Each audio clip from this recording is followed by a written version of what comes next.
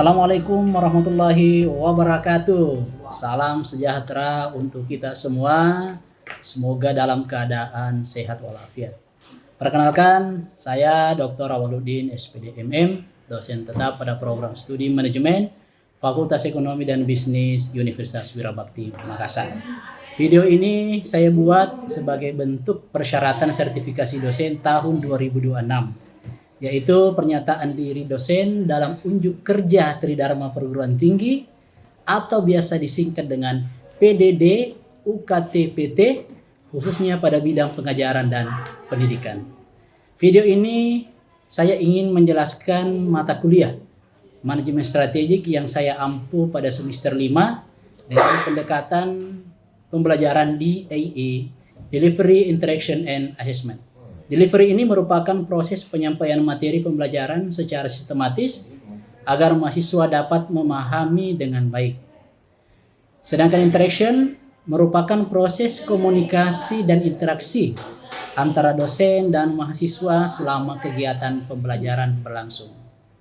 Sementara itu, asesmen merupakan proses evaluasi melalui pemberian tugas maupun bentuk penilaian lainnya untuk mengukur tingkat pemahaman mahasiswa terhadap materi yang telah disampaikan. Selanjutnya, izinkan saya menyampaikan gambaran umum mengenai mata kuliah manajemen strategik. Jadi, mata kuliah ini memiliki 3 bobot SKS dengan penggunaan bahasa Indonesia sebagai pengantar di dalam proses pembelajaran.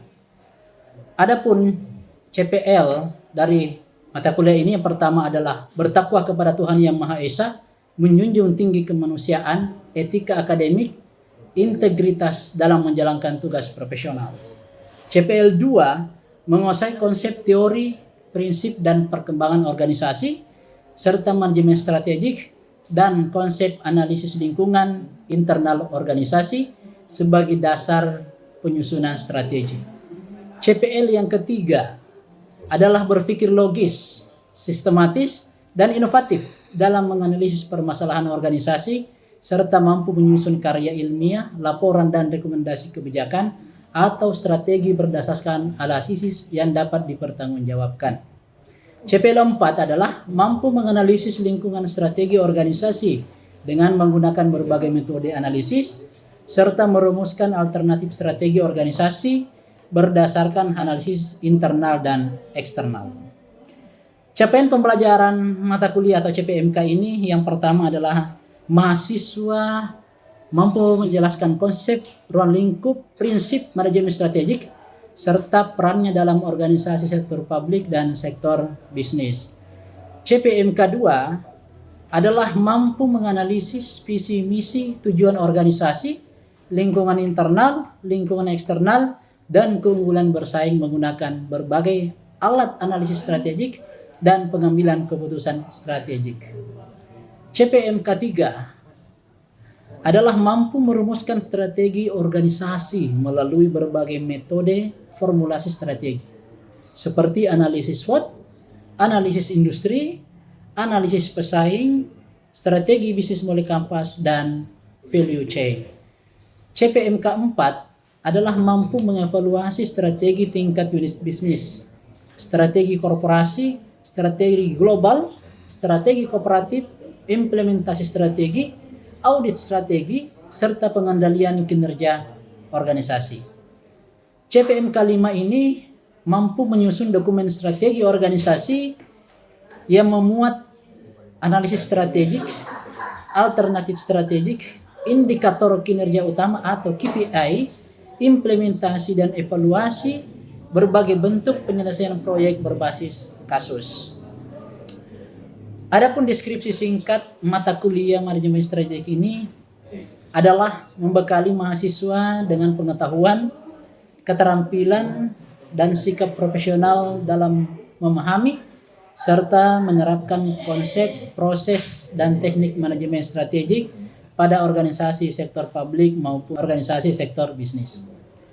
Pembelajaran ini dirancang agar mahasiswa mampu menganalisis lingkungan eksternal dan internal organisasi, merumuskan visi misi organisasi, tujuan organisasi, strategi dan menyusun alternatif strategi yang relevan berdasarkan berbagai pendekatan dan alat analisis strategik.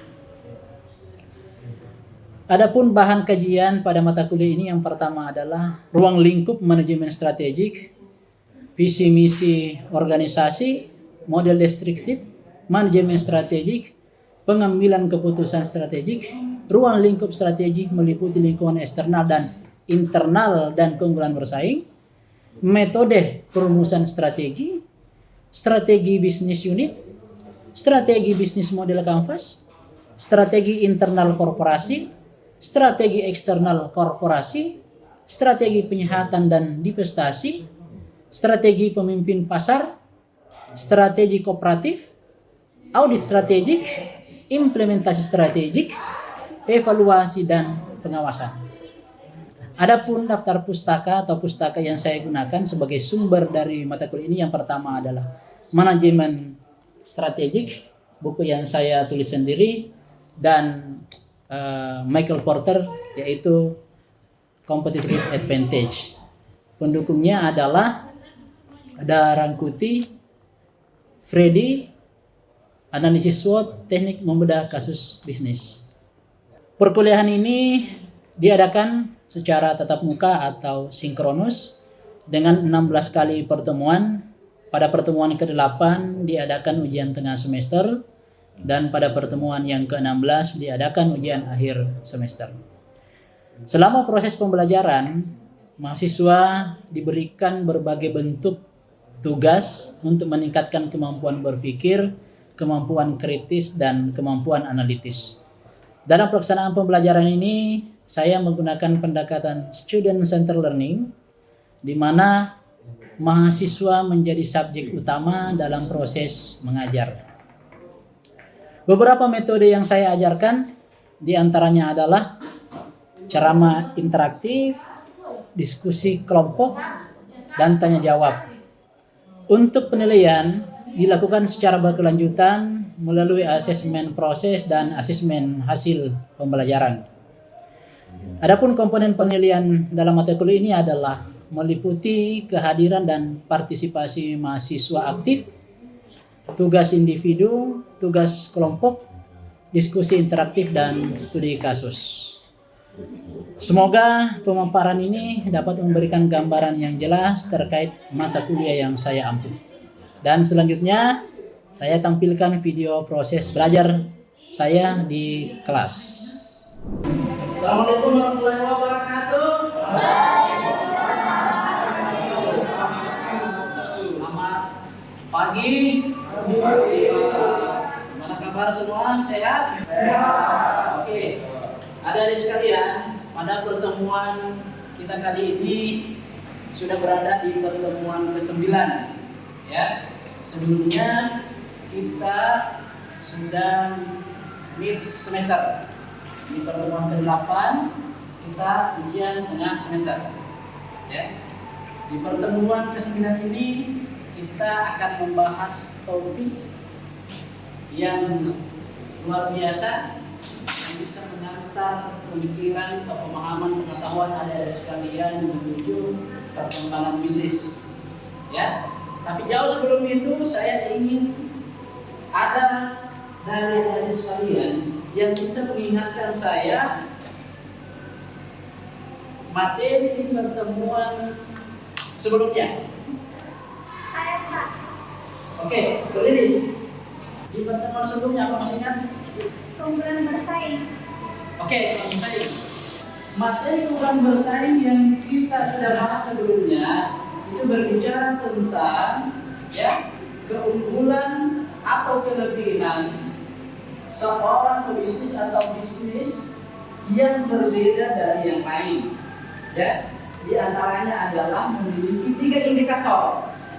Ya, pertama adalah biaya rendah, yang kedua adalah diferensiasi, dan yang ketiga adalah strategi fokus. Oke, adik sekalian, kita masuk pada materi pertemuan ke-9. Ya, sini sudah kelihatan topik materi kita di pertemuan ke-9. Nah, adik-adik sekalian, setelah kita berdiskusi setelah hari-hari semua melaksanakan perkuliahan di pertemuan ke-9 ini terkait dengan model kampas. Harapannya adalah mahasiswa mampu menjelaskan konsep strategi bisnis model kampas. Yang pertama.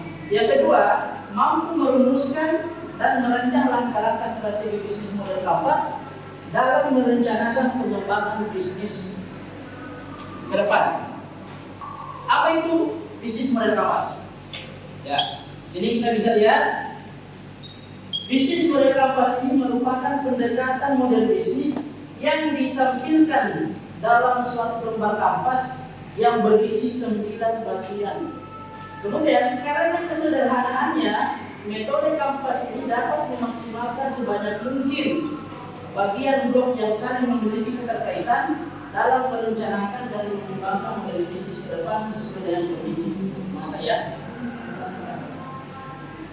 PMC ini dibuat untuk membantu perusahaan, lembaga, atau usaha atau bisnis untuk merencanakan proses bisnis dan memberikan validasi terhadap berbagai aspek yang penting dalam perusahaan atau lembaga atau bisnis.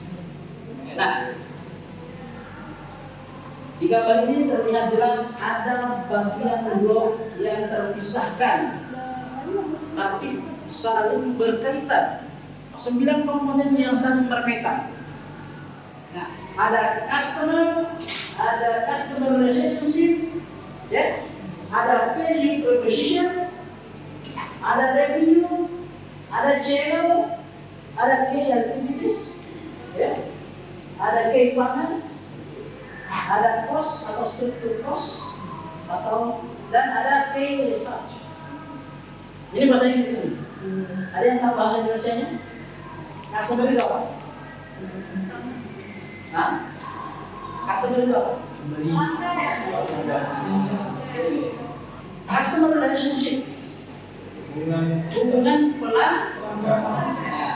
Hubungan antara pengusaha dengan pelanggan. Penting kan? Seorang pengusaha menjalin hubungan yang baik dengan pelanggan. Sangat penting. Kemudian ada value proposition. Ada yang tahu bahasa Indonesianya? Value, ya. Ini sederhananya apa yang kita tawarkan ke orang, nilai apa yang kita tawarkan kepada pelanggan. Ya. Berarti value ini adalah nilai. Kemudian apa? Ada revenue. Apa itu revenue? Sumber pendapatan. Dari mana? Orang berbisnis pasti mau untung. Dari mana keuntungan itu kita dapatkan? Ya. Kemudian selanjutnya ada ini channel. Apa itu channel?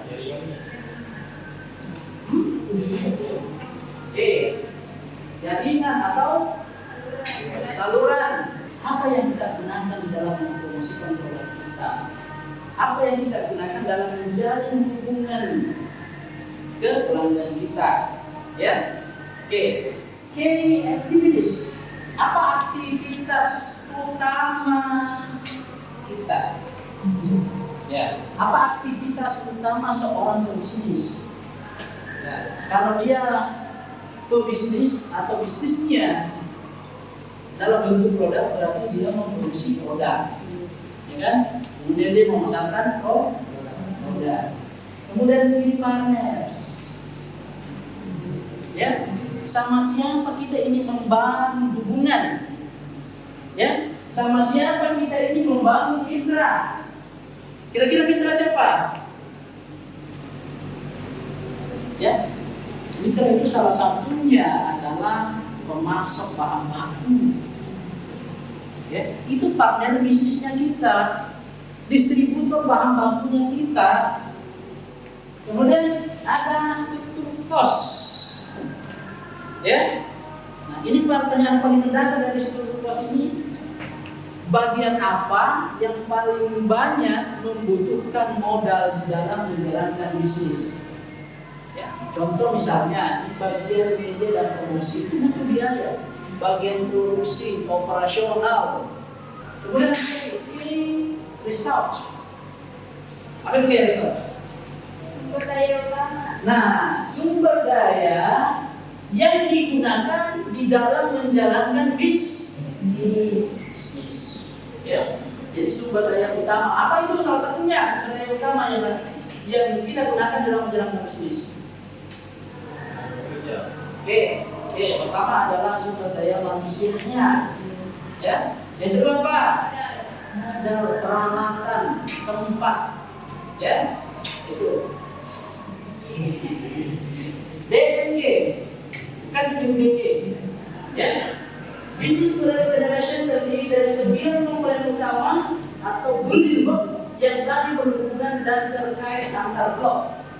Jika dilihat dari fungsi otak kiri dan otak kanan, komponen yang sebelah kiri adalah yang bersifat logis, dan komponen yang sebelah kanan adalah yang bersifat logistik. Jika dilihat dari unsur manajemen, ya, sebelah kiri berhubungan dengan efisiensi, sebelah kanan berhubungan dengan biaya.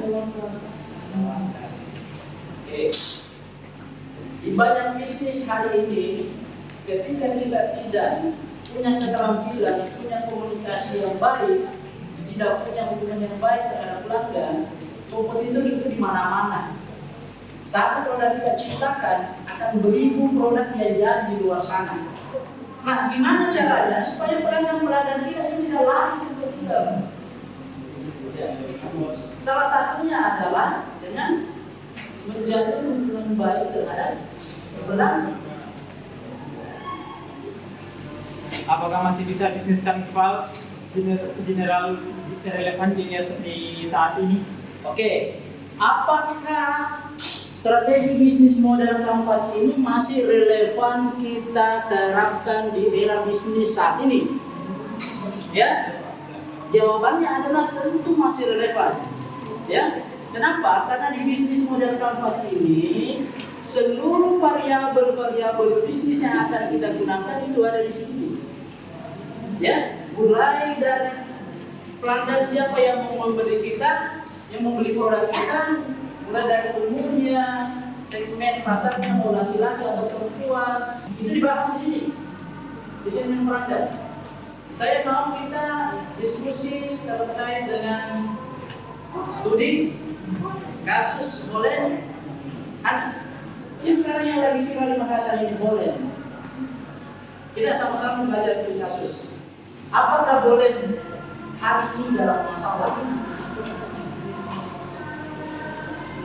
Ya. Tentu saja bisnis itu punya masalah karena bisnis itu perangkat dan masalah. Ya, masalah yang pertama tidak ada pelanggan. Masalah yang kedua bagaimana caranya menjual, bagaimana caranya memproduksi, itu semua masalah. Ya, jadi tidak ada seorang pebisnis mulai bisnis ini tanpa masalah. Ya, semua punya masalah. Customer segment. Ya. Segmen pelanggan ini adalah orang yang membeli produk sehingga dapat disebut sebagai pelanggan.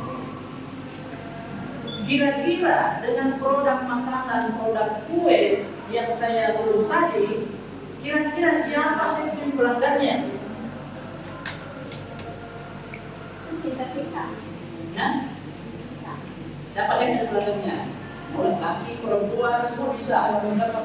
Ya.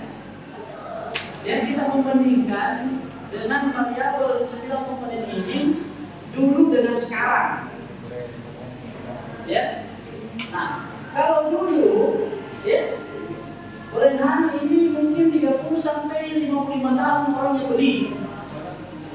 Ya. Nah, kemudian tujuannya hanya sekedar cemilan. Kalau sekarang 17 sampai 55 tahun yang beli. Ya. Nah, kemudian tujuannya itu bisa dijadikan sebagai hampers mahasiswa. Dan sebagai hampers atau keluarga aja atau oleh-oleh dibawa ke kampung. Ya, atau bisa juga dijadikan sebagai hadiah. Value proposition. Ya. nilai tawar atau unggulan yang menjadi alasan kuat pelanggan memilih produk kita. Kalau dulu orang membeli karena mungkin cuma rasanya enak, harga terjangkau, kemudian mengenyangkan, ya. Nah, biasa juga dijadikan sebagai hanya oleh-oleh keluarga. Nah sekarang, ya, nilai itu bisa diciptakan dengan berbagai banyak sumber referensi untuk menciptakan sebuah nilai. Saya pernah mendengar, bukan mendengar tapi juga pernah bertanya kepada orang, kenapa, ya, ketika dibandingkan satu dengan produk dengan yang satunya, kenapa kau beli ini? Kenapa tidak dengan yang produk ini?